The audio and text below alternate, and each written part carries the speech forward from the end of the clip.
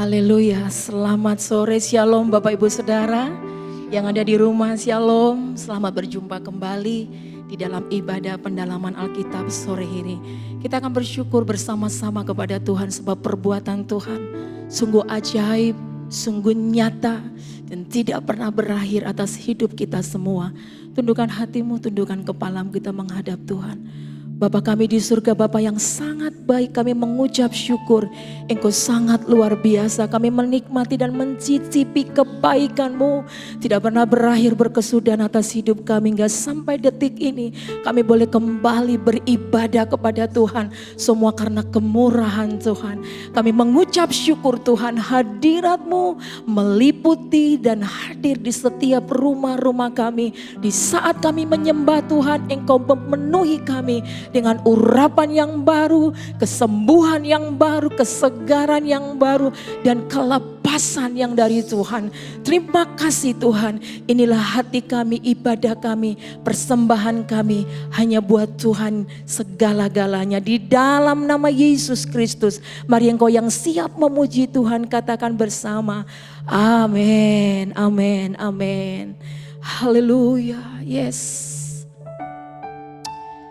Thank you Lord Jesus, Kau baik.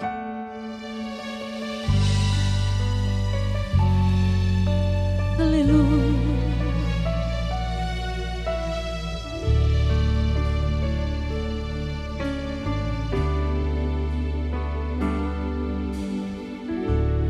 Bapakku yang baik,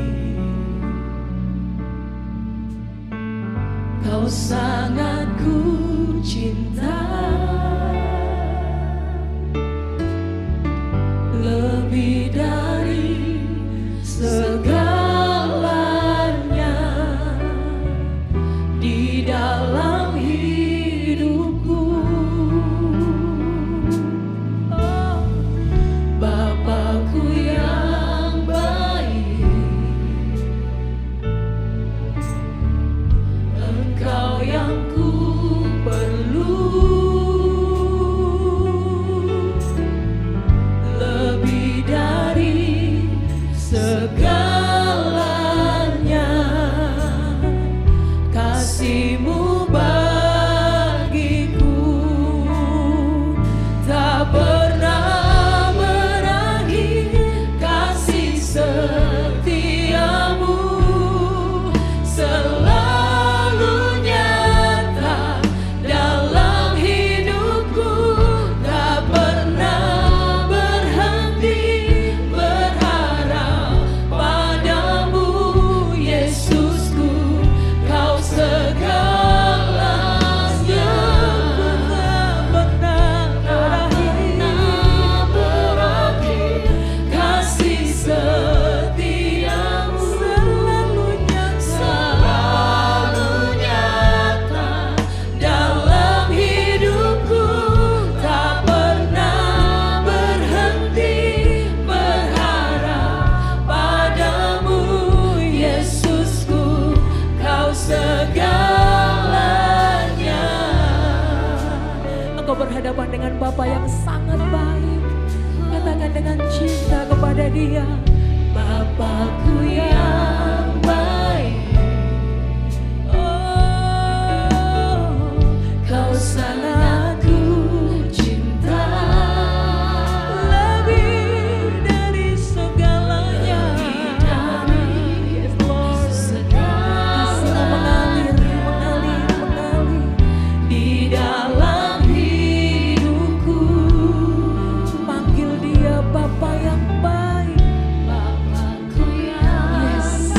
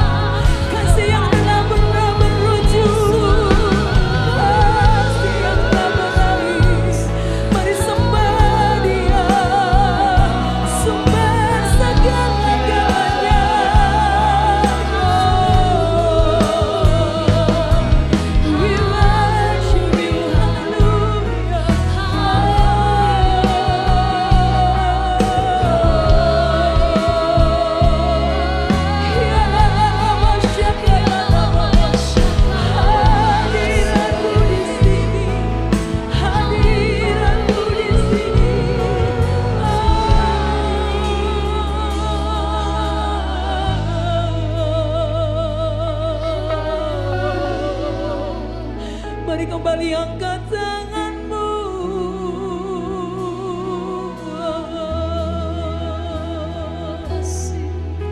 Haleluya. Hadiratmu memenuhiku. Yes, come on. Hadiratnya turun atas engkau. Tadakan tanganmu, tadakan hatimu. Yes. Kami melihat dan kami nampak kemuliaan-Mu turun.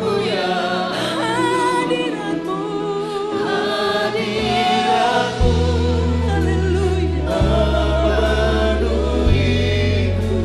Terima kasih Tuhan.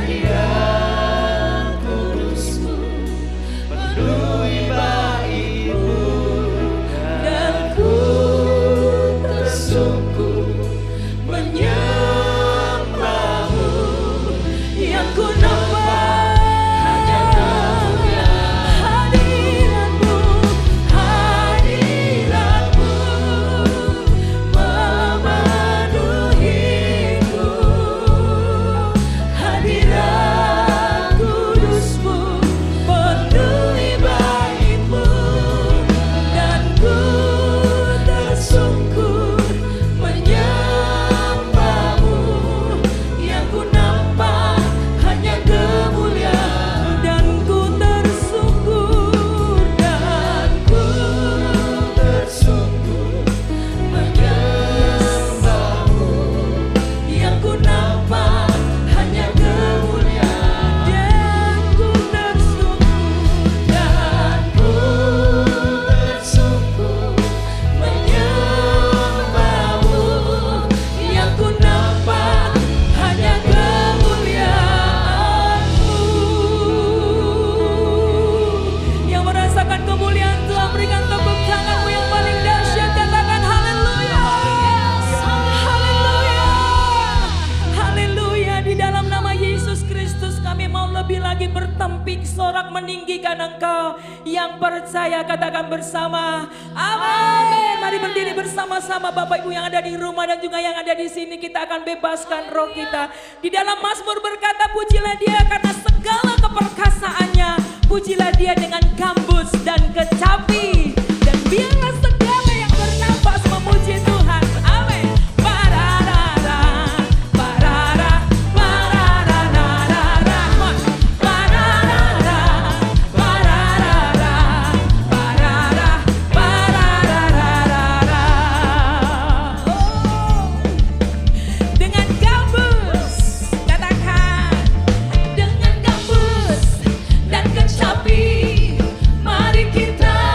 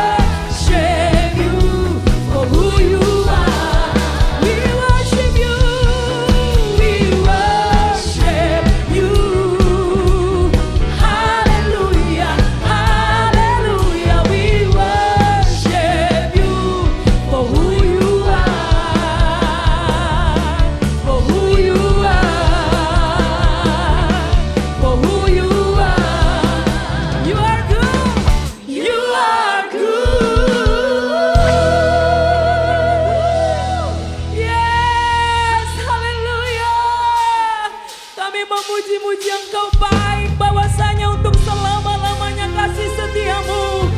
Bagi Engkau sang Raja kami, Bapa kami yang baik, kami angkat segala sembah kami. Mari kembali angkat tanganmu bersama-sama Bapak Ibu Saudara. Angkat tanganmu tinggi, angkat wajahmu. Haleluya. Katakan, bagi Rajaku yang duduk di atas tahta, bagi anak domba segala pujian. Sebab dalam kemuliaan Allah, yes, Kau yang memerintah selamanya, selamanya. Kau yang berkuasa, Raja segala raja. Bagi Rajaku yang duduk di atas, Kau layak ditinggikan Tuhan. Bagi anak domba segala pujian. Dalam kemuliaan, memerintah selamanya.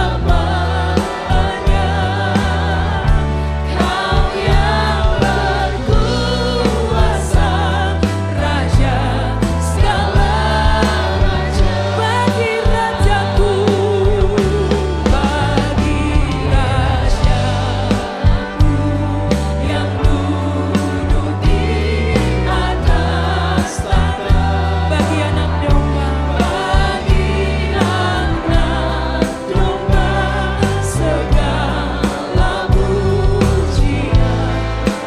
Dalam kemuliaan, Kau yang memerintah selamanya.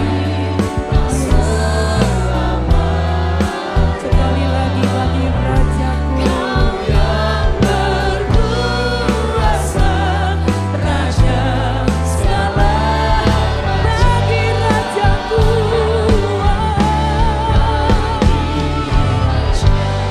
Kau yang duduk di tahta, di atas tahta, bagi anak domba segala pujian. Dalam kemuliaan, memerintah selamanya. Kau yang berkuasa, Raja segala raja. Yang berkuasa, Kau yang berkuasa, yang berkuasa, yang berkuasa. Kau yang berkuasa, Raja segala raja.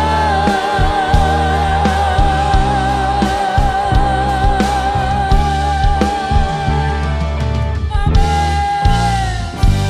Yes, haleluya. Amin. Kami bersyukur ya Tuhan. Kami memuji Engkau. Sore hari ini kami ada di dalam rumah Tuhan, beribadah bersama-sama memuliakan Tuhan. Baik kami yang di gereja maupun yang di rumah ataupun di tempat yang lain. Terima kasih ya Tuhan. Dan tiba saatnya kami belajar di kebenaran firman-Mu. Roh Kudus, Engkau kuasai setiap kami ya Tuhan. Ajar kami, urapi hamba-Mu yang Kau pakai untuk menjelaskan kebenaran firman-Mu. Terima kasih ya Tuhan, kami siap belajar firman-Mu pada sore hari ini. Di dalam nama Tuhan Yesus kami berdoa. Amin. Shalom. Puji Tuhan, saudara-saudara, kita boleh kembali belajar dari kebenaran firman Tuhan dengan tema kuasa perkataan. Dan kalau bicara soal kuasa perkataan, perkataan apa saja, dan salah satunya adalah perkataan yang dikerjakan oleh Roh Kudus. Dan kita akan lanjutkan sore ini. PA saya beri judul menjadi kuat oleh Roh Kudus. Menjadi kuat oleh Roh Kudus. Bapak Ibu, kalau kita mengikuti atau merenungkan kehidupan kita sebagai orang percaya, perjalanan kita adalah perjalanan yang tidak mudah. Sangat sulit, sukar, karena kita harus menghadapi berbagai macam tantangan hidup dalam setiap bidang kehidupan, mulai dari keluarga, pekerjaan, pelayanan, maupun juga dalam bidang-bidang yang lain. Dan kita tidak akan mungkin bisa bertahan dengan kekuatan kita sendiri. Maka kita butuh Roh Kudus. Karena kalau kita penuh dengan Roh Kudus, kalau kita dibaptis dengan Roh Kudus, kita akan menjadi kuat dan berkemenangan. Dan ini yang kita akan pelajari dalam PA kita sore hari ini. Maka seperti yang lalu saya sudah beritahukan bahwa kita itu perlu dibaptis oleh Roh Kudus. Kita perlu dibaptis oleh Roh Kudus. Saya ingin tunjukkan bersama-sama melalui penggalian Alkitab demi Alkitab, mengapa kita perlu dibaptis Roh Kudus. Ada hal-hal apa yang akan kita dapatkan, apa yang kita peroleh, perubahan-perubahan apa dalam hidup kita, sehingga setiap kita itu kenapa harus dibaptis oleh Roh Kudus. Yang lalu Bapak Ibu saya sudah jelaskan. Yang pertama adalah kalau saudara dan saya dibaptis oleh Roh Kudus, maka kita akan menjadi lebih mengasihi, membesarkan, dan tentunya memuliakan Tuhan, Bapa dan Tuhan kita Yesus Kristus. Kita perlu melalui Roh Kudus yang memenuhi kita, kita akan dirubah menjadi orang yang hidup memuliakan Tuhan. Bukan sebaliknya, kalau seseorang itu dibaptis Roh Kudus, katanya mungkin. Makanya Bapak Ibu kalau ada orang bilang, oh saya sudah dibaptis Roh Kudus. Buktinya saya berbahasa roh. Seperti yang lalu kita sudah belajar bahwa bahasa roh pun ada yang palsu. Apa tandanya?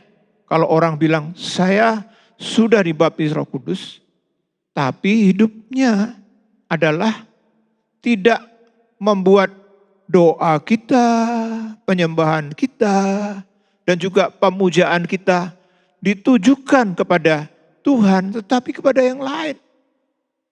Semakin sombong, semakin merasa diri hebat. Kalau hal ini yang terjadi, kita perlu mempertanyakan, apakah benar saya atau mungkin orang-orang yang berkata sudah dibaptis Roh Kudus, itu benar-benar dibaptis Roh Kudus. Karena Roh Kudus jelas sekali akan membuat kita, mengerjakan kita untuk menjadi orang-orang yang berubah, hidup memuliakan Tuhan. Kadang-kadang orang-orang mempermasalahkan berkaitan dengan baptis Roh Kudus hanya berdasar pada apa? Fenomena atau wujud luar. Misalnya ada yang berkata, loh dibaptis Roh Kudus kok modelnya seperti uraan. Mungkin ada yang sampai teriak-teriak, ada yang sampai gulung-gulung, atau mungkin yang lain-lain. Mungkin sebagian kita akan merasa, apakah itu benar dari Roh Kudus? Bapak Ibu, kalau bicara soal fenomena atau mungkin manifestasi, itu memang hal yang tidak bisa dipatok. Karena begitu banyak faktor yang menyebabkan kenapa yang seseorang hanya tenang, yang lain mungkin dengan begitu banyak ekspresi yang cenderung kelihatannya uraan tadi. Seperti pada waktu gereja pertama, murid-murid mereka penuh dengan Roh Kudus. Bahkan orang-orang menyebut, loh ini mereka sedang mabuk ini. Mereka sedang mabuk. Ada sebuah gerakan atau mungkin terlihat seperti itu. Tapi apakah seperti itu? Sebenarnya Bapak Ibu kalau bicara soal baptisan Roh Kudus, hal yang utama itu bukan masalah fenomenanya, tapi hasil yang bisa dilihat. Apakah ada perubahan hidup? Dan salah satunya tadi ini. Kalau seseorang dibaptis Roh Kudus, maka hidupnya akan memuliakan Tuhan. Pusat hidupnya bukan lagi kepada diri sendiri, bukan pada keuntungan dirinya, tapi kepada Tuhan. Dan itu ditunjukkan dengan apa? Doa, penyembahan kita, pemujaan kita, itu betul-betul hanya kepada Tuhan, bukan kepada yang lain. Dan yang berikutnya apa Bapak Ibu? Kalau seseorang berkata, saya dibaptis Roh Kudus. Atau mungkin kita bertanya, apa perlunya, apa pentingnya, apa manfaatnya seseorang itu dibaptis Roh Kudus. Yang berikutnya adalah Bapak Ibu, kalau seseorang itu dibaptis Roh Kudus, maka hidupnya akan dipimpin oleh Roh Kudus. Baptisan yang sejati dalam Roh Kudus akan membuat kita lebih sadar akan karya, bimbingan dari Roh Kudus dalam kehidupan kita sehari-hari. Karena apa? Setelah kita menerima kepenuhan Roh Kudus, maka kita akan terus sadar bahwa kita itu sedang dikendalikan oleh Roh Kudus. Sehingga kalau ada orang sekali lagi berkata, saya dibaptis Roh Kudus, tapi hidupnya tidak mau dipimpin Roh Kudus, tidak mau dikendalikan Roh Kudus, ini perlu dipertanyakan. Makanya dalam Efesus 4 ayat 30, coba tolong dibacakan Efesus 4 ayat 30. Dan janganlah kamu mendukakan Roh Kudus Allah yang telah memeteraikan kamu menjelang hari penyelamatan. Ya, jangan kamu mendukakan Roh Kudus Allah. Kalau Roh Kudus itu memenuhi kita, maka kita tidak akan bertentangan dengan Roh Kudus. Sehingga kalau ada orang bilang saya penuh Roh Kudus, dipimpin Roh Kudus, tapi kita tidak mau diatur, dipimpin, dikendalikan, sebaliknya masih karpe dewe, maunya sendiri. Sehingga seperti Efesus mengatakan kita itu mendukakan Roh Kudus. Atau bahkan kalau kita baca dalam 1 Tesalonika 5 ayat 19, tolong dibacakan, dikatakan. Janganlah padamkan roh. Ya, jadi Roh Kudus itu bisa dipadamkan. Mungkin kita berkata, loh kalau begitu Roh Kudus bisa mati dong. Bukan. Roh Kudus sebagai pribadi dia adalah Allah yang kekal, yang tidak akan pernah mati. Tapi pengaruhnya, kuasanya, kendalinya, itu bisa menjadi tidak berfungsi. Yang disebut padam tadi, digambarkan seperti api yang dipadamkan. kalau seseorang itu tidak mau diatur dan dipimpin oleh Roh Kudus.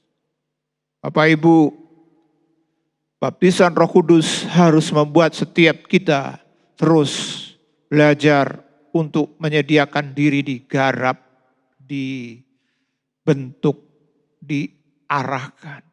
Kalau ini terjadi, maka Bapak Ibu, kalau kita baca dalam Galatia 5 ayat 22 dan 23, coba tolong dibacakan.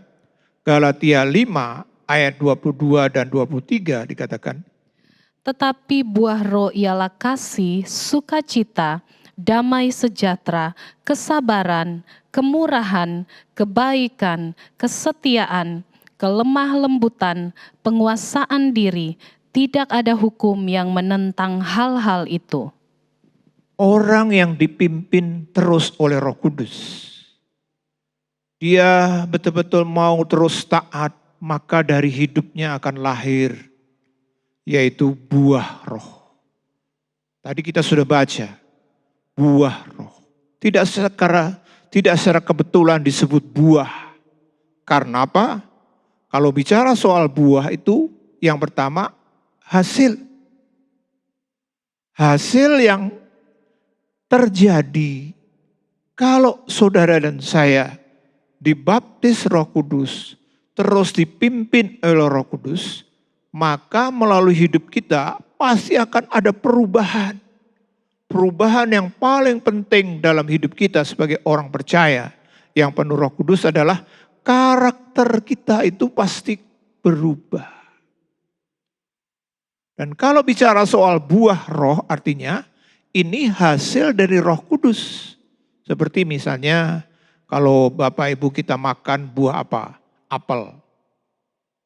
Kalau bicara soal buah apel, artinya apa? Apel itu milik atau hasil dari pohon apel.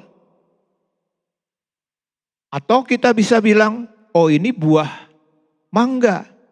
Artinya apa? Artinya buah ini adalah milik atau hasil dari pohon mangga. Gak mungkin pohon apel bilang, oh ini punya aku. Buah roh artinya apa? Artinya ini adalah miliknya Roh Kudus yang ditransfer, diimpartasikan, diwujud nyatakan melalui hidup kita dengan cara apa? Seseorang mau terus dipimpin. Yang ketiga Bapak Ibu, kalau bicara soal buah artinya apa? Artinya ini sebuah proses membutuhkan waktu. Tidak ada orang buah apa yang paling cepat atau hasil yang paling cepat. Misalnya saja tanam jagung. 3-4 bulan sudah menghasilkan buah atau menghasilkan panennya. Tapi tetap ada waktu 3-4 bulan. Apalagi kalau mungkin buah lain yang jauh lebih lama, kadang-kadang ada 1-2 tahun. Ada sebuah proses. Nah disinilah mengapa Bapak Ibu Saudara-saudara, setiap kita perlu untuk terus dipenuhi Roh Kudus. Jadi baptisan Roh Kudus, penuh Roh Kudus itu sebuah pengalaman yang terus menerus harus kita alami dalam hidup kita. Nah kalau ini terjadi Bapak Ibu, setiap kita pasti akan berubah. Dan perubahan yang paling nyata yang pasti kita alami dan orang akan lihat, yaitu kita punya karakter Roh Kudus. Sifatnya Roh Kudus. Sifatnya Roh Kudus apa Bapak Ibu? Yang pertama adalah kasih. Di sini kata kasih bukan eros atau mungkin philia, tapi agape. Kita punya kasih, tapi kasih kita kasih eros. Kasih eros itu apa? Kasih yang karena. Biasanya misalnya suami istri atau mungkin orang yang sedang berpacaran. Kalau mereka ditaruh tanya, kenapa kamu kok mencintai si A atau si B? Oh, karena dia cantik, karena dia ganteng, karena dia mungkin pandai, kaya, dan seterusnya. Jadi ada sesuatu yang menyebabkan kita mencintai. Nah, kalau filia itu adalah kasih persaudaraan karena hubungan. Misalnya adik kakak, karena hubungan. Dan kasih yang seperti ini yang kita miliki, yang menjadi produk asli kita manusia itu mudah untuk menjadi terhambat. Makanya tidak heran kenapa misalnya pernikahan banyak terjadi perceraian. Karena gara-garanya kasihnya sudah tidak ada lagi. Mungkin istrinya sudah tidak lagi cantik, atau mungkin suaminya tidak lagi baik. Mungkin saudaranya kalau filia mengecewakan terus. Kita butuh impartasi kasih agape. Dan itu produknya Roh Kudus, Bapak Ibu. Produknya Roh Kudus yang bisa ditransfer sehingga kita memilikinya dengan cara kita mau dipimpin, dituntun oleh Roh Kudus. Sehingga dari diri kita keluar kasih agape. Kasih agape adalah kasih yang walaupun. Saya pernah Bapak Ibu satu kali pergi ke sebuah bukit doa. Ini kejadian sudah cukup lama. Saya tidak pernah lupa walaupun kejadiannya sudah lama. Karena apa? Waktu itu pas kami datang ke sana, kebetulan penjaganya itu kita kenalan, lalu kita tanya seperti biasa kalau kenalan kan selalu tanya siapa nama Bapak. Saya tanya nama Bapak siapa? Walaupun. Saya ulang sekali lagi, Pak maaf Pak. Saya mau tanya nama Bapak. Siapa nama Bapak? Walaupun. Saya ulang sampai 3 kali. Saya pikir dia guyon, dia bilang maaf ya Pak. Nama Bapak siapa? Walaupun. Wah ini kan menarik sekali bukan? Saya tanya, loh Pak, kenapa Bapak kok pakai nama atau punya nama walaupun? Apakah dari orang tua? Oh enggak Pak. Setelah saya bertobat, saya ganti nama. Walaupun. Kenapa Bapak pakai nama walaupun? Karena saya mau belajar mempraktekkan kasih dari Tuhan. Kasih Tuhan itu kan kasih walaupun Pak, dia bilang. Walaupun saya jelek, karena hidup saya tadinya itu rusak. Sudah kacau balau. Tapi Tuhan tetap manggil saya, menerima saya, dan bahkan menjadikan saya hambanya. Sehingga dia bilang, saya dengan bangga saya menjadi penjaga di sini sebagai bentuk pelayanan saya. Karena saya sudah merasakan kasih Tuhan yang walaupun itu. Dan untuk supaya itu betul-betul saya hayati, nama saya juga saya ganti walaupun.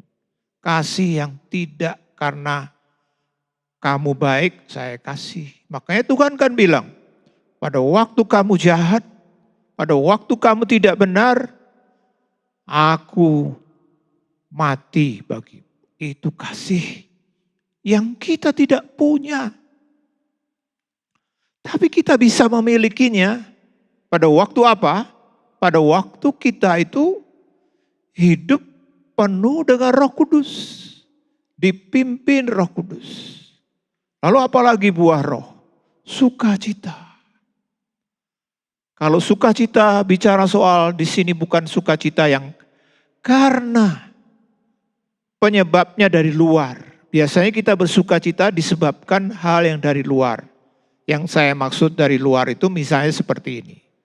Kita dapat berkat banyak. Ya kan? Wah kita pasti senang karena ada berkat. Atau mungkin kita mendapat pekerjaan yang bagus. Kita bersukacita. Jadi hal-hal yang luar. Tapi sebaliknya Bapak Ibu, biasanya pada waktu yang di luar yang menyebabkan sesuatu menekan kita, misalnya pekerjaan kita gagal. Gimana? Sukacita? Atau mungkin lain kali kita mengalami diserang seseorang, disakiti hati seseorang. Wah, sukacita hilang. Tapi kalau sukacita dari Roh Kudus itu dari dalam. Bukan karena luar, tapi dari dalam. Dari dalam terus mengalir keluar. Artinya, sukacita Roh Kudus itu adalah sukacita yang tidak dipengaruhi oleh lingkungan atau apapun. Tapi sukacita yang betul-betul tetap bertahan apapun yang terjadi. Bapak Ibu, Roh Kudus pada waktu memenuhi kita, Dia bukan hanya memberikan sukacita, tapi juga damai sejahtera. Ini bicara soal hati, ketenangan hati, kemantapan hati. Sukacita itu lebih ke arah ekspresi. Misalnya seseorang sukacita dia tertawa, atau mungkin apa saja yang lain. Tapi hati damai sejahtera. Itu tenang, tentram, mantap. Nah itu. Bukan itu saja Bapak Ibu. Pada waktu Roh Kudus memenuhi kita, memimpin kita. Kita juga melalui hidup kita ada buah roh yang namanya apa? Kesabaran. Makanya kita harus percaya bahwa di dalam Tuhan itu selalu ada mujizat. Salah satunya adalah perubahan. Sehingga tidak heran kita menemukan kadang-kadang ada orang yang sebelum dia bertobat, hidupnya berangasan, suka marah, maki-maki. Tapi setelah bertobat, dalam proses waktu, dia berubah menjadi seorang yang sangat sabar. Dan ini adalah karya dari Roh Kudus. Seperti contoh Rasul Paulus misalnya. Sebelum dia bertobat, dia menjadi Rasul Tuhan. Hidupnya penuh dengan kekerasan, dia kemarahan. Apalagi kalau melihat orang Kristen langsung dianiaya, dimasukkan penjara. Tapi waktu dia bertobat, ketemu dengan Yesus, dia penuh Roh Kudus, hidupnya berubah. Bahkan dia ditekan sedemikian rupa. Kalau kita belajar surat-suratnya, terutama di Korintus, kita menemukan bagaimana dia mengalami tekanan, aniaya begitu rupa. Dia tetap sabar. Sabar di sini bukan hanya ya sabar, tapi betul-betul bisa bertahan di dalam tekanan penderitaan, tetap tidak berubah imannya. Ini tidak mudah. Kita butuh Roh Kudus. Pada waktu Roh Kudus memenuhi kita, maka Roh Kudus itulah yang membuat kita mampu untuk bertahan di dalam penderitaan. Kalau tidak, Bapak Ibu, waduh, bagaimana dengan gereja Tuhan di abad-abad awal? Mungkin kalau andai kata murid-murid Tuhan waktu itu tidak punya kesabaran dari Roh Kudus, saya kira kemungkinan gereja sudah tidak ada sampai sekarang. Karena gereja awal yang kita pelajari di Kisah Rasul, mereka harus menghadapi berbagai macam tantangan, penderitaan yang tidak mudah. Tapi mereka tetap bertahan, kuat, kokoh. Karena apa? Karena Roh Kudus. Dan bukan itu saja Bapak Ibu. Bahkan mereka dimampukan yang namanya apa? Murah dan kebaikan. Kenapa Bapak Ibu dua hal ini dimasukkan? Padahal biasanya orang akan berpikir, murah ya baik dong, baik mesti murah. Belum tentu Bapak Ibu. Orang yang punya kebaikan, belum tentu punya hati yang murah. Kemurahan itu bicara soal hati yang ikhlas, yang mau memberi. Kebaikan itu tunjukkannya, nyatanya. Orang baik belum tentu murah. Saya kasih contoh. Kalau Bapak Ibu pergi makan di sebuah restoran yang mungkin bertaraf internasional atau hotel lah ya, bintang 4 atau 5 kita makan di sana. Apa yang Bapak Ibu temui waktu makan di restoran seperti ini? Yang pertama, waktu datang kita disambut dengan senyum oleh pegawainya yang pakaiannya lebih necis dari kita karena pakai jas ya kan. Senyum dia, mari Pak, Bu. Kemudian apa lagi?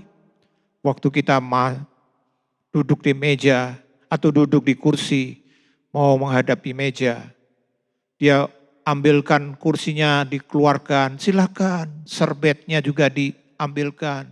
Kemudian ditanya, Bapak mau makan apa, minum apa. Setelah makanan minuman datang pun mereka masih menunggui, menanyakan butuh apa lagi Pak, minum tambah. Wah, kita bilang orang ini baik ya. Baik, betul tidak? Karena begitu rupa melayani kan. Tapi apakah hatinya murah? Oh belum tentu Bapak Ibu. Karena apa? Karena dia baik karena tugasnya begitu. Atau kadang-kadang nunggu tips dari langganan atau pelanggannya. Supaya dapat tip, saya layan. Jadi orang yang baik belum tentu murah. Tapi Bapak Ibu, kalau Roh Kudus mengerjakan dalam hidup kita, maka kita adalah punya hati yang murah. Orang yang murah hati, dia akan tunjukkan dengan kebaikan-kebaikan. Bahkan di saat yang mungkin bagi kita tidak mungkin sebenarnya. Kalau kita baca dalam 2 Korintus 8, di situ kita temui jemaat Makedonia. Dijelaskan Rasul Paulus, jemaat Makedonia ini jemaat yang miskin, lalu menderita.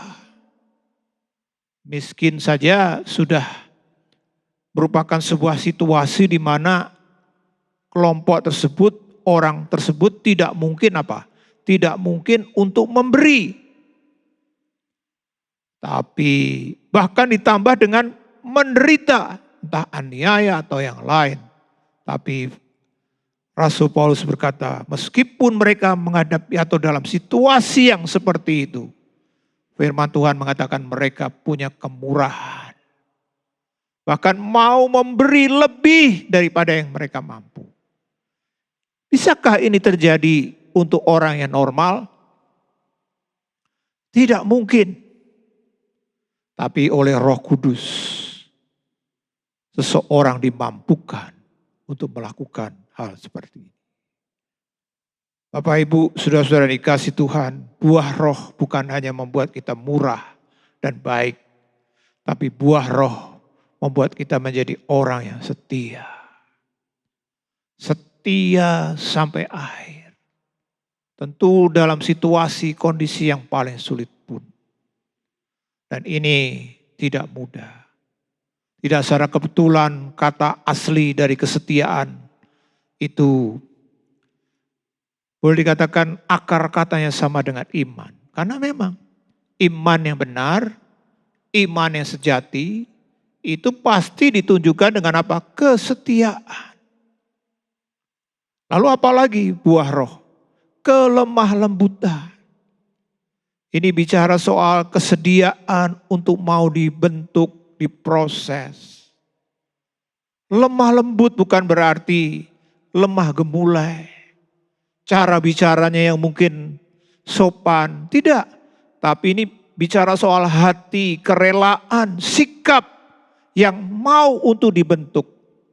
Yang mau untuk digarap. Dan buah roh itu adalah penguasaan diri.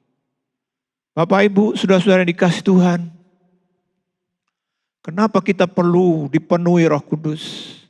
Kenapa kita perlu terus dipimpin Roh Kudus? Supaya dari waktu ke waktu karakter kita makin berubah. Makin berubah. Bapak, Ibu, saudara-saudara, kalau hidupmu mau berubah, penuhlah dengan Roh Kudus. Kalau engkau rindu mungkin suamimu, istrimu berubah, punya sifat yang baik dan mulia, doakan supaya suami, istri, keluargamu, saudara-saudaramu penuh dengan Roh Kudus. Karena ini yang membuat dan hal yang bisa terjadi. Bapak, Ibu, saudara-saudara yang dikasih Tuhan, namun bukan hanya kalau seseorang dibaptis Roh Kudus, hidupnya memuliakan Tuhan, lalu juga dipimpin oleh Roh Kudus, tapi kalau seseorang dibaptis Roh Kudus, maka apa? Dia akan hidup di dalam karunia Roh Kudus. Baptisan Roh Kudus yang benar akan menyebabkan seseorang makin peka dengan pekerjaan Roh Kudus di dalam kerajaan Allah. Khususnya berkaitan dengan apa? Karunia-karunia-Nya. Dalam kehidupan kita butuh. Karena Bapak Ibu, kita gereja, kita jemaat, kita itu dipanggil, dipilih untuk apa? Bukan hanya untuk selamat, tapi tidak berbuat apa-apa. Setiap kita dipanggil, dipilih, kita untuk berkarya. Nah, bagaimana caranya kita berkarya? Mungkin kita berkata begini, waduh Pak, saya gak bisa ini, gak bisa itu. Tidak Bapak Ibu, yang namanya melayani itu dengan kekuatan Tuhan. Sesuai dengan panggilannya, pilihannya. Dia yang memperlengkapi kita dengan karunia-karunia-Nya. Dan itu bisa terjadi Bapak Ibu kalau kita dibaptis oleh Roh Kudus. Dan salah satu tandanya melalui berbahasa roh. Yang adalah tanda awal. Sebaliknya, kalau seseorang tidak penuh Roh Kudus, maka orang itu pasti tidak akan mengalami dalam kaitan dengan karunia-karunia.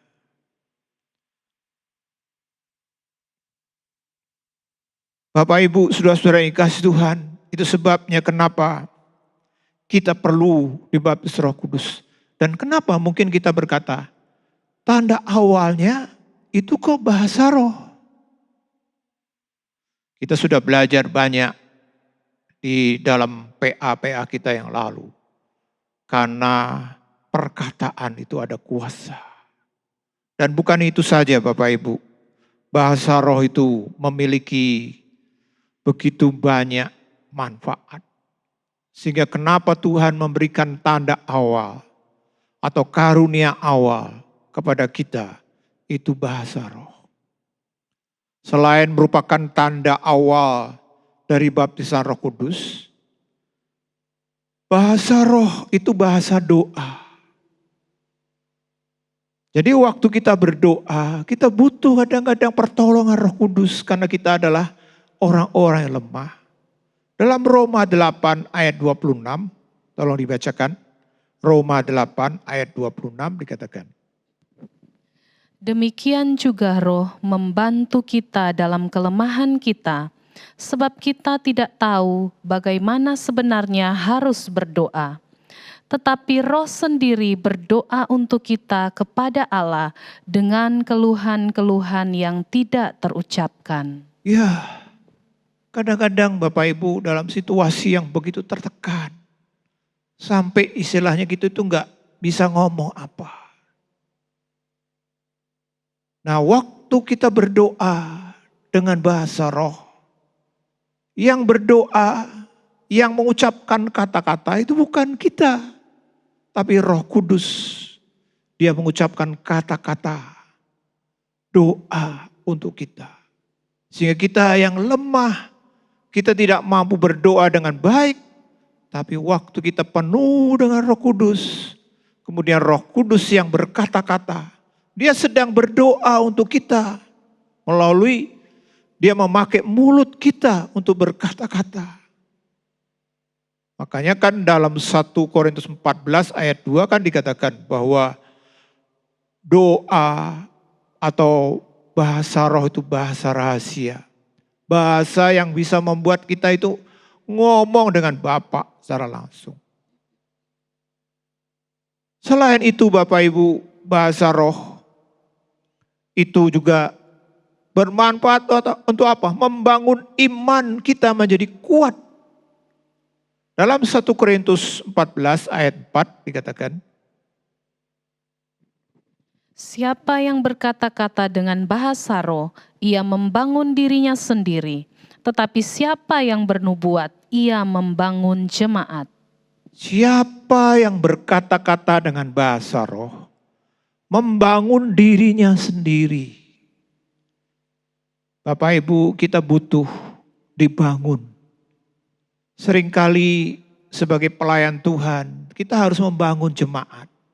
Tapi kalau diri kita sendiri nggak kuat, kalau diri kita sedang lemah, nah bagaimana kita bisa membangun orang lain? Kita perlu dan terus dipenuhi Roh Kudus. Berbahasa roh, supaya setiap kita terus dikuatkan.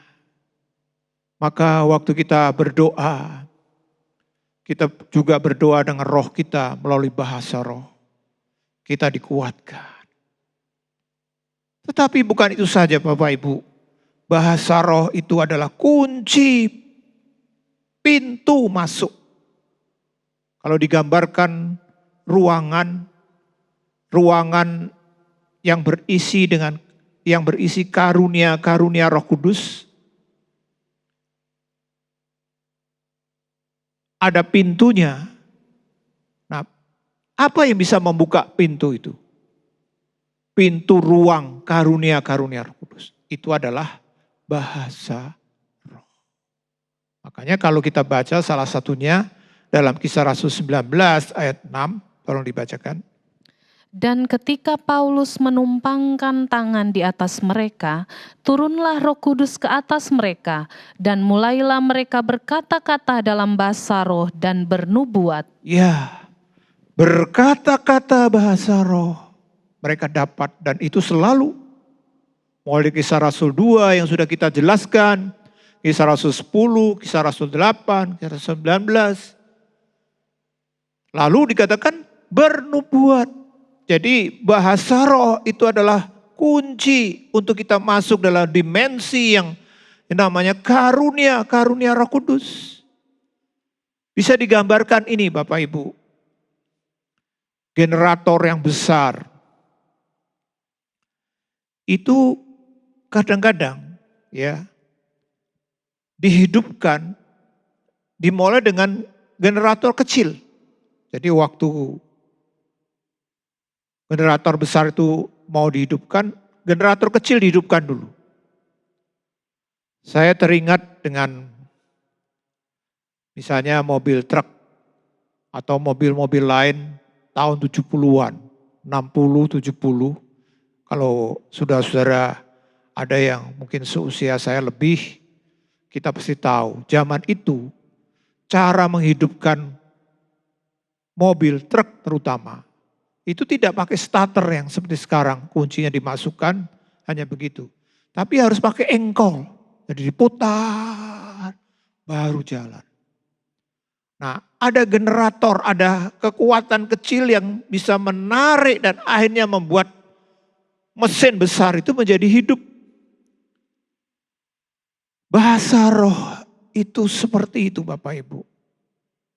Roh menggunakan doa dalam Roh Kudus seperti generator kuasa.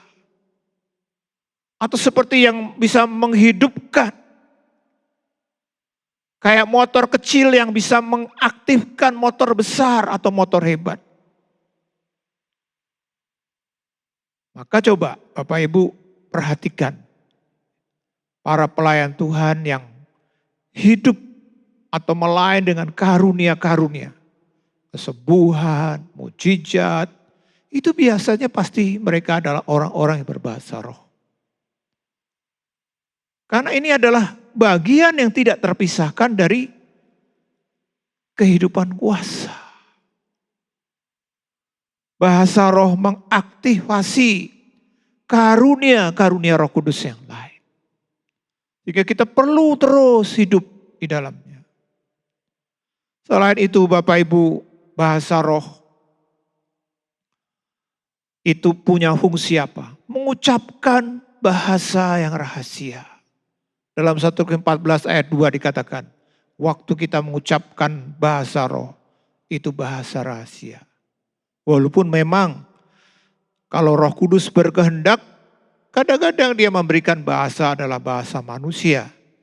Yang bisa dimengerti, yang diterima seseorang yang menerimanya itu tidak perlu belajar. Misalnya waktu seseorang penuh Roh Kudus, mereka bisa berbahasa Inggris, bahasa Belanda, seperti yang terjadi dengan murid-murid pada awal. Mereka dikatakan mereka berbahasa roh adalah bahasa-bahasa manusia. Bahasa roh itu adalah cara Tuhan di mana kita bisa berdoa dengan bahasa rahasia. Lalu bukan itu saja Bapak Ibu, bahasa roh menyucikan mulut kita. Makanya Bapak Ibu, kalau seseorang berbahasa roh, seharusnya dia memahami. Mulutnya ini jangan sampai dipakai untuk yang lain lagi. Dalam pengertian ngomong yang kotor, ngomong yang gak benar, ini kan gak pas. Sehingga kalau ada orang bilang begini, loh Pak, si A itu sudah bahasa roh kok masih suka misu-misu. Nah ini tidak boleh karena waktu ya seperti halnya saya gambarkan misalnya seperti mic ini Bapak Ibu. Mic ini sebelum kita pakai di gereja kita itu bukan milik gereja kita. Mungkin ya bisa saja dipakai untuk menyanyi di nightclub misalnya. Atau mungkin menyampaikan pidato di tempat-tempat yang lain. Tapi kalau sudah dibeli dan sekarang ini jadi miliknya gereja kita, ya nggak mungkin lah, seharusnya tidak boleh mic ini dipakai lagi misalnya di nightclub atau mungkin di tempat-tempat nyanyi yang lain yang bukan gereja kita. Itu juga yang terjadi Bapak Ibu dengan apa? Mulut kita. Mari kita yang sudah penuh Roh Kudus, sudah berbahasa roh. Artinya mulut kita ini sudah disucikan, dikhususkan. Harusnya biar Roh Kudus yang memiliki. Karena kalau kita baca dalam 1 Korintus 6 ayat 19 dan 20. Coba tolong dibacakan.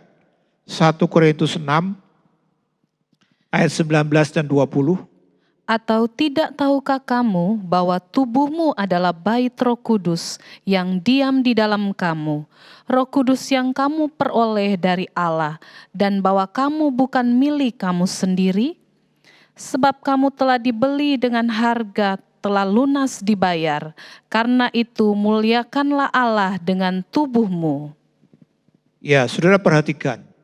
Tuhan berkata sekarang tubuh kita itu bukan milik kita lagi. Jadi kalau Bapak Ibu kita itu penuh Roh Kudus, jadi bait Roh Kudus, tubuh kita ini bukan milik kita lagi. Nah ini kita harus mengerti kita sudah disucikan. Termasuk mulut kita. Itu sudah bukan milik kita lagi. Makanya Tuhan bilang apa?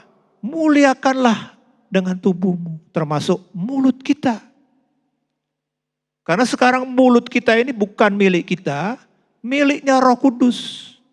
Roh Kudus pakai mulut kita untuk berdoa dengan bahasa rahasia, memuliakan Tuhan.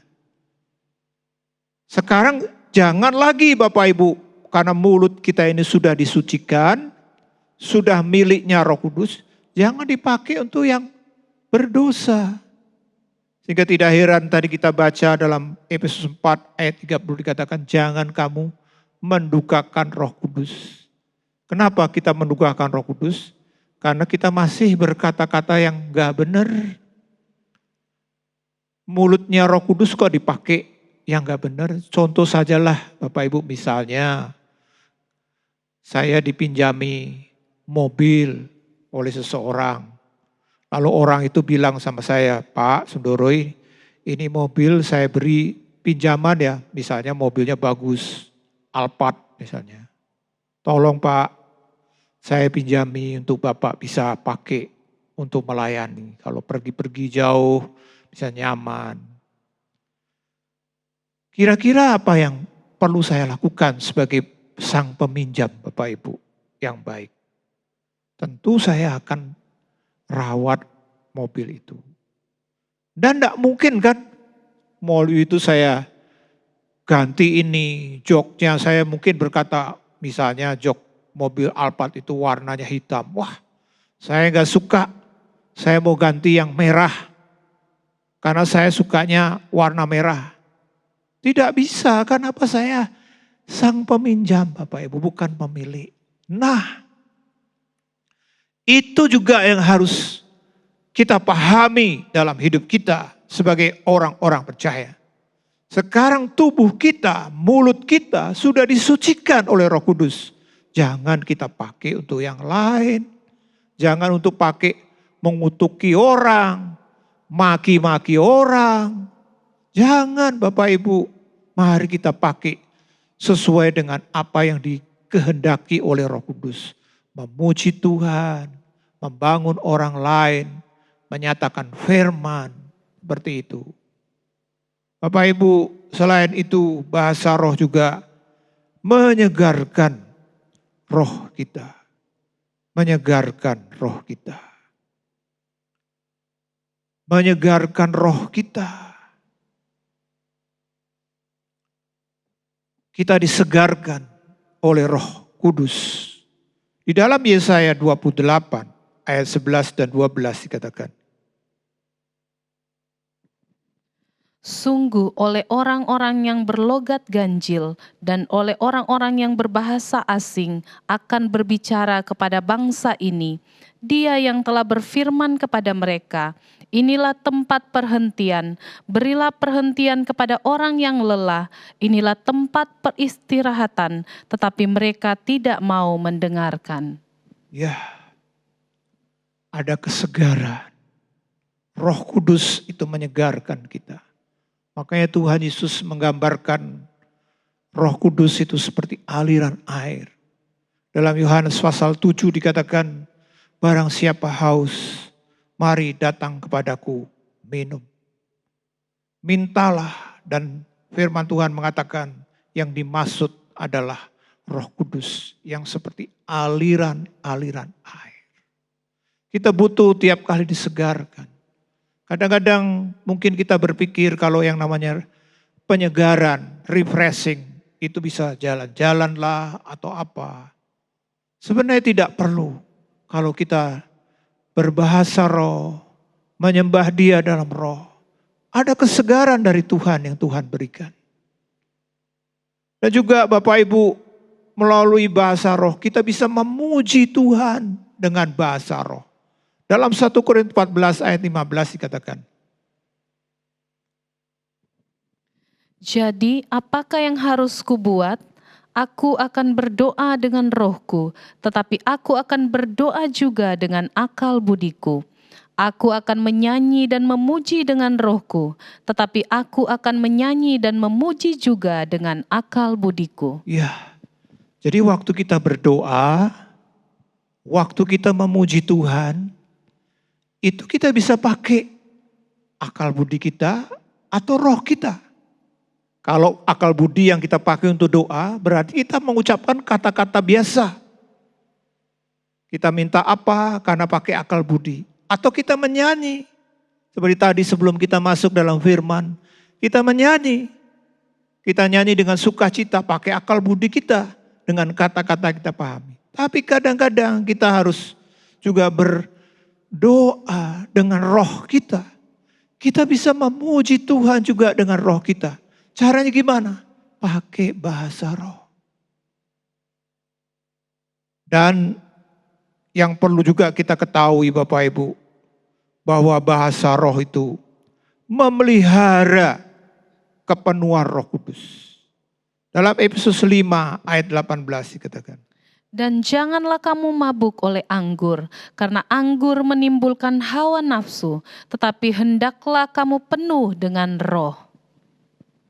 Kata hendaklah penuh dengan roh itu di dalam gramatikalnya, kalau di dalam bahasa asli menunjukkan bahwa terus menerus. Terus menerus. Jadi kepenuhan Roh Kudus itu adalah pengalaman yang tidak hanya sekali dua kali. Terus menerus. Dan salah satu caranya adalah kita diingatkan untuk terus penuh Roh Kudus dengan bahasa roh kita. Waktu kita berbahasa roh, menyembah Dia dalam roh, kita diingatkan, ayo kamu harus penuh Roh Kudus, terus dipimpin Roh Kudus. Sehingga tidak heran Bapak Ibu, seseorang yang dibaptis Roh Kudus, hidupnya makin apa? Memiliki doa yang intim. Doa yang dekat dengan Tuhan. Baptisan yang sejati dalam Roh Kudus akan meningkatkan kesadaran kita dengan hubungan kita terutama terhadap Tuhan sebagai Bapa. Maka dalam surat Roma dikatakan kita bisa berkata, ya Aba, ya Bapa. Dekat. Kata Aba itu dalam bahasa Arab yang biasa dipakai untuk penyebutan orang tua sang Bapa. Dalam penekanan hubungan yang dekat. Seperti kita misalnya mungkin ada di antara Bapak Ibu, saudara-saudara yang memanggil ayah dengan kata ayah. Yang lain ada yang memanggil daddy. Mungkin apalagi yang lain, pap atau apa. Untuk menunjukkan hubungan yang dekat. Kalau bicara soal Bapak itu bagaimana kita dengan Tuhan sebagai yang perlu kita hormati. Tapi kalau bicara soal Aba, itu bagaimana kita punya hubungan yang dekat. Bapak Ibu, saudara-saudara dikasih Tuhan, seseorang yang penuh dengan Roh Kudus, pasti dia akan punya doa yang lebih intim. Bukan sebaliknya, jauh dari Tuhan. Kalau seseorang hidupnya makin renggang, waduh, perlu dipertanyakan, masihkah hidupnya penuh dengan Roh Kudus? Karena Roh Kudus itu membuat seseorang semakin erat, bukan sebaliknya. Kalau dia makin jauh dari Tuhan, makin tidak mau lagi bergairah, ada kelesuan. Maka mari, kalau hal ini terjadi dalam hidup kita Bapak Ibu, kita perlu introspeksi diri kita. Apakah saya sudah dan masih penuh dengan Roh Kudus? Sehingga kita mungkin mulai malas untuk berdoa. Kita tidak lagi merasakan kedekatan kita dengan Tuhan. Jangan kita biarkan. Mari biar Roh Kudus mengembalikan kita kembali pada posisi yang benar. Dan juga karena Roh Kudus itu terus memenuhi kita, menghasilkan hal-hal yang luar biasa, sifat kita. Ciri-ciri orang yang dibaptis Roh Kudus selain doanya semakin intim, dia akan memiliki kehidupan yang mencintai firman, mencintai Alkitab. Mencintai Alkitab. Baptisan yang sejati dalam Roh Kudus akan menyebabkan kasih lebih besar. Dan penghargaan terhadap Alkitab yang adalah roh kebenaran.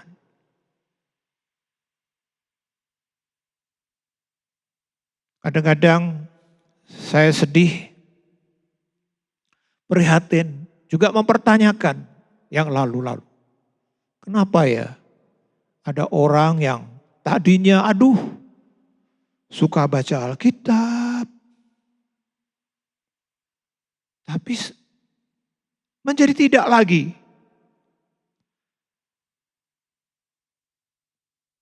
Dalam pengalaman hidup saya sudah mengikut Tuhan lebih dari mungkin 40 tahun atau 45 tahun. Saya merasakan bahwa membaca Alkitab adalah hal yang saya sukai. Memang mungkin pernah ada saat-saat di mana apa? Kayaknya kok aduh berat ya. Pada saat kapan? Ya pada saat kita mulai jauh dari Tuhan. Karena Alkitab ini kan suara Tuhan.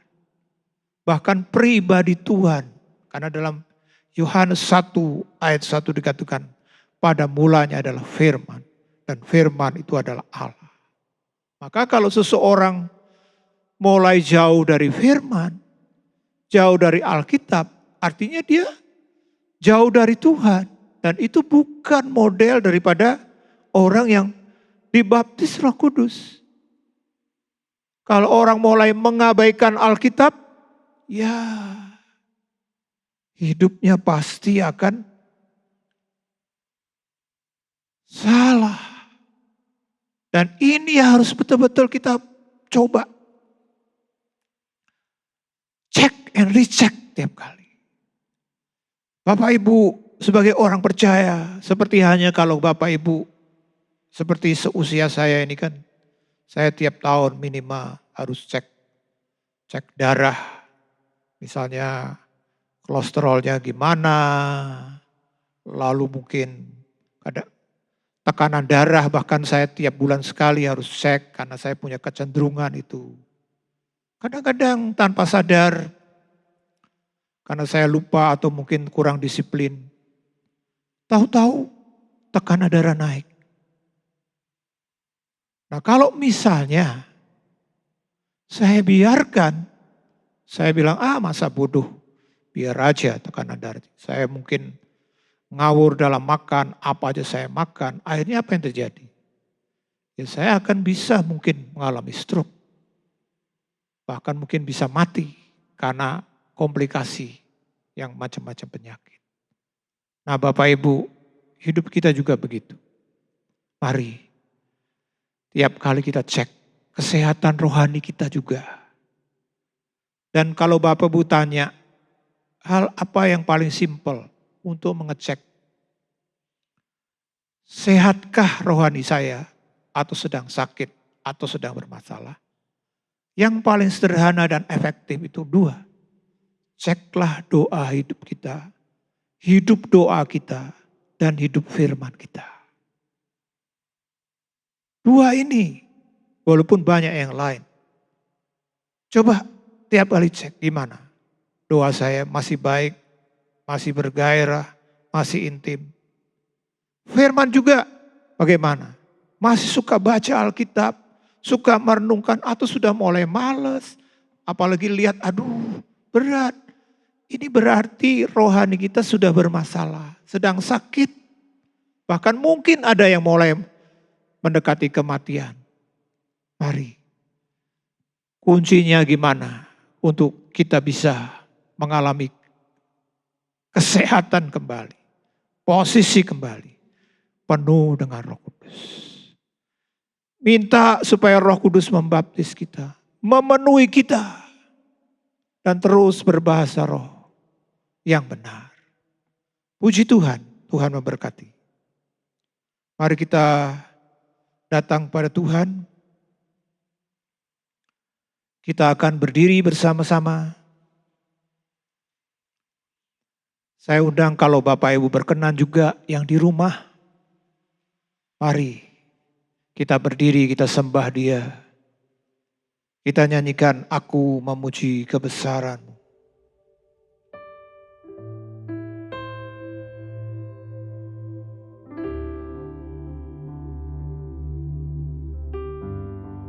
Aku memuji kebesaran. Memuji kebesaran.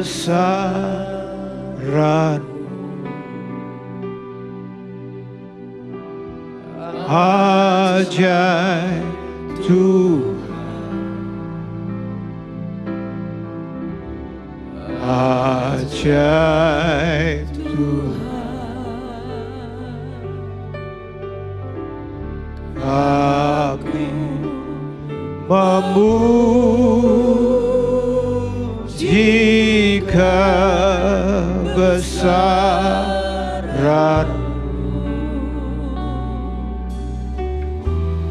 ajaib Tuhan,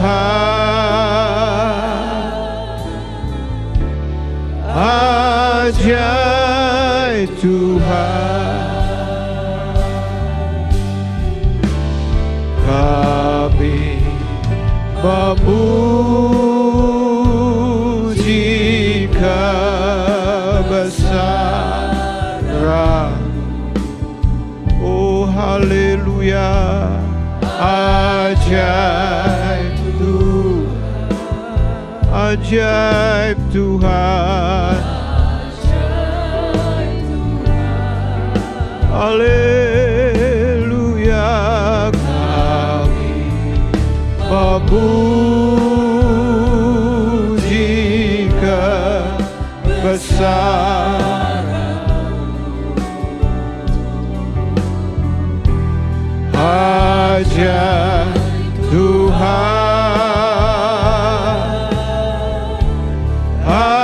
ajaib Tuhan.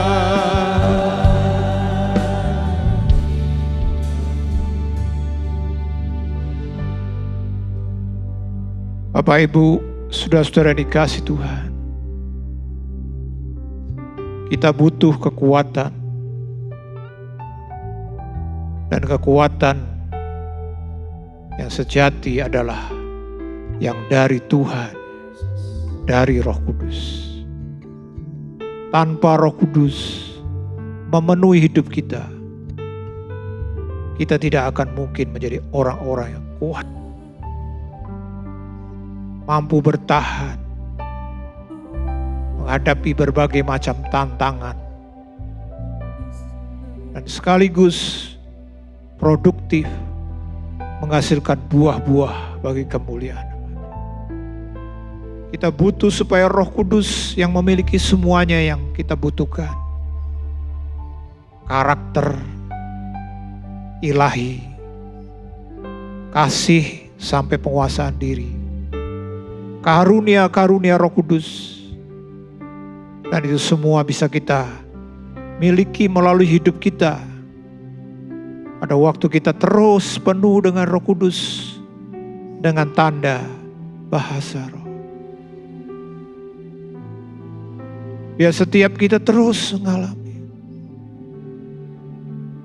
Oh haleluya, haleluya. Mari kita puji Dia dengan roh kita. Korabalapatata karabas. Hiralabas senta karalabalabalabalaba. Ora se karalabas senta karalabayaralabalaba. Ora ta karalabas se karalabayaralabalaba. Ora ta karabas si karalabalabalabalaba. Hiralabasante kabora balabalabalabas. Sembah Dia dengan roh kita. Sembah Dia dengan roh kita. Kodaka kabase rata karala bayaralaya.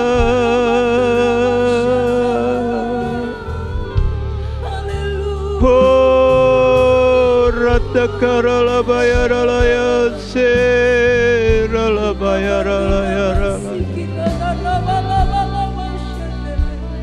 Hirala base karala bayaralaya. Oh, rata karala bayaralaya.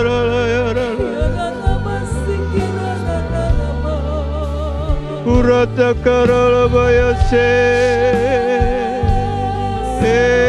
ralabaya, hiralabaya se karala batakara.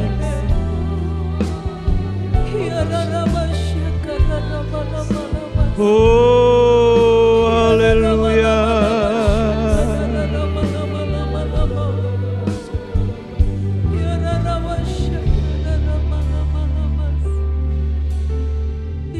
Terima kasih Tuhan, terima kasih. Biar kami terus mau belajar, dipimpin, dipenuhi oleh Roh Kudus. Supaya melalui hidup kami, nyata Tuhan hal-hal yang besar dari Engkau. Berkati kami semua yang sudah mendengar firman-Mu pada malam hari ini. Dan sekarang, kita angkat tangan kita untuk menerima berkat-Nya. Saudara-saudaraku yang dikasihi Tuhan, terimalah berkat di dalam kasih karunia Tuhan Yesus Kristus, kasih Allah Bapa, dan dengan persekutuan Roh Kudus, biarlah menyertai saudara semua, mulai malam hari ini, bahkan sampai Maranatha, Tuhan Yesus datang kedua kali, menyebut kita semua. Haleluya. Amin.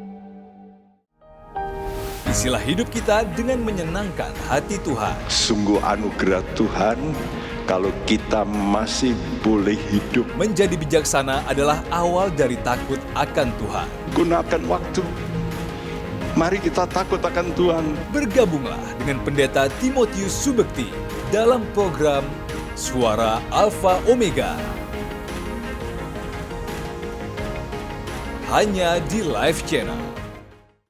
Penyaluran kolekte maupun persembahan lainnya dapat dilakukan melalui transfer ke nomor rekening gereja dengan nomor 009 707 2071 atas nama Megawati dan Lee Irwande atau dengan scan QR Code berikut ini. Bagi jemaat Tuhan yang rindu mendapatkan informasi seputar kegiatan gereja, renungan harian, dan lain-lain melalui WhatsApp gereja, Anda dapat mendaftar dengan cara ketik BC spasi on dan mengirimkan ke WA gereja dengan nomor 0815 7802 2000.